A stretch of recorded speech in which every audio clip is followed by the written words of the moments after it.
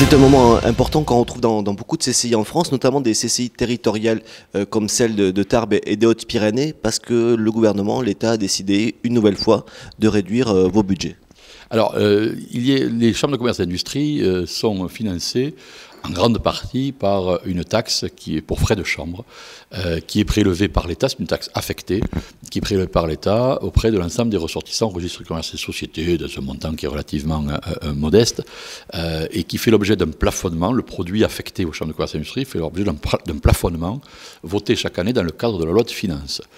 Cette année, pour 2018, le gouvernement a souhaité, ça a été adopté par l'Assemblée nationale, ça part au Sénat, mais il y a peu de chances que le gouvernement revienne sur sa décision, de réduire ce plafond de 150 millions de plus, ou de moins, selon le côté de la barrière où on se situe, ce qui représente moins de 17% par rapport au produit de la taxe pour frais de chambre en 2017. Il faut savoir que ce produit avait déjà été baissé de 35% au cours des 5 dernières années, ce qui veut dire qu'en un peu plus de 5 ans,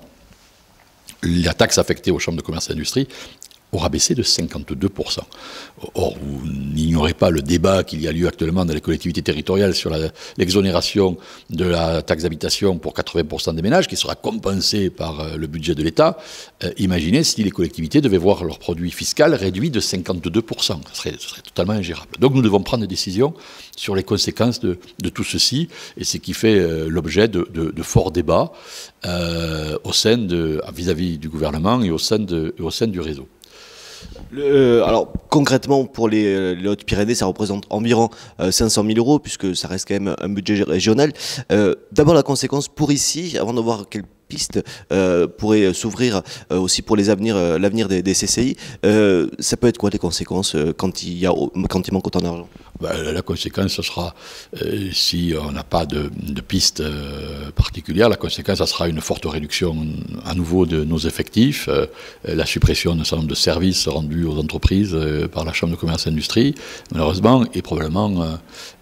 l'abandon de ce siège qui ne représente plus ce que pourrait être la dimension nouvelle de la Chambre de commerce et d'industrie. Voilà. Mais moi, ce que je veux surtout me situer dans la proactivité. Et je pense que sans mésestimer la nécessité de réduire les dépenses publiques, de réduire le périmètre de l'action publique, action qui est engagée par ce gouvernement, et je n'en conteste certainement pas la légitimité, je me dis que puisqu'il y a des décisions budgétaires qui sont prises, il faut regarder comment on peut avancer à partir de celles-ci. Si le Parlement a adopté, l'Assemblée nationale a adopté une réduction du plafond des ressources des chambres de commerce et d'industrie, elle a aussi adopté un amendement, avec l'accord du gouvernement, demandant à celui-ci d'étudier les conditions d'une fusion du réseau des chambres de commerce et d'industrie avec celui des chambres de métiers de l'artisanat. Il y a d'ailleurs une étude interministérielle, une mission interministérielle qui est en cours, qui doit rendre un rapport en février, qui doit examiner notamment ce point. Et je crois d'ailleurs que ce serait, au-delà des intérêts catégoriels, des intérêts de personnes, des intérêts de boutiques, que je respecte mais qui ne sont pas à la hauteur des enjeux et des débats, ce serait certainement l'opportunité de réaliser des économies d'échelle importantes tout en maintenant un instrument utile au niveau du territoire, puisque CCI Chambre de métier, nous faisons à peu près le même métier, avec les mêmes modes de financement, sur les mêmes domaines d'intervention, et souvent avec les mêmes ressortissants. Donc, dire que là, il y aurait matière à faire quelque chose d'utile et d'intéressant, et peut-être en élargissant le périmètre de ce nouvel ensemble consulaire à l'ensemble des indépendants. Je pense en particulier aux professions libérales. Pour faire simple, quand une étude de notaire a 15 salariés ou un cabinet d'implantologie dentaire a 10 salariés, je ne sais pas leur expliquer qu'ils ne sont pas des PME comme les autres. Et donc, ça serait intéressant qu'on puisse couvrir tout le champ et être ainsi un interlocuteur unique pour le département, les intercommunalités et les communes de nos territoires.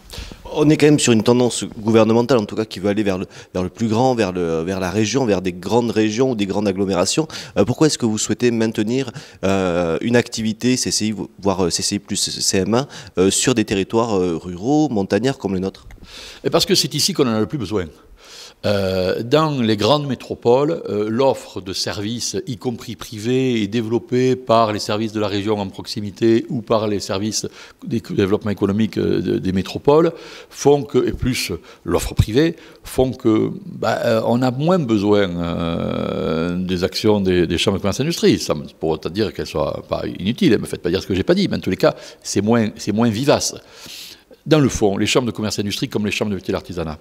où sont-elles le plus utiles? Elles sont le plus utiles vis-à-vis des ressortissants les plus faibles, et ce n'est pas péjoratif. Moi, je suis patron d'une TPE de 5 salariés, c'est-à-dire les TPE, les PME, les PMI, de proximité, celles qui ne sont pas structurées pour avoir en interne les services dont elles ont besoin, et les territoires qui sont les plus éloignés des grandes capitales et des régionales et des métropoles. Et si, sous l'empire de la nécessité budgétaire, on en arrive à une énormité consistant à dépouiller les territoires les plus fragiles, à supprimer des services aux entreprises et aux entrepreneurs les plus modestes, les plus faibles, les plus fragiles, pour renforcer ou maintenir les moyens pour les grands ensembles consulaires de façon générale qui gèrent des participations dans les grands aéroports, les grands ports, les machins, les grandes business schools, etc., je pense qu'on sera passé là aussi à côté du débat. C'est pour ça que j'en appelle au pouvoir public, et j'échange beaucoup avec les parlementaires là-dessus, pour que 2 décisions soient prises. 1, la fusion des réseaux de proximité dans l'intérêt des territoires et des entreprises, et 2, un système de péréquation, de répartition de ce qui reste de la taxe pour frais de chambre, pour maintenir un équipement territorial de proximité, surtout dans les territoires les plus éloignés des grandes métropoles.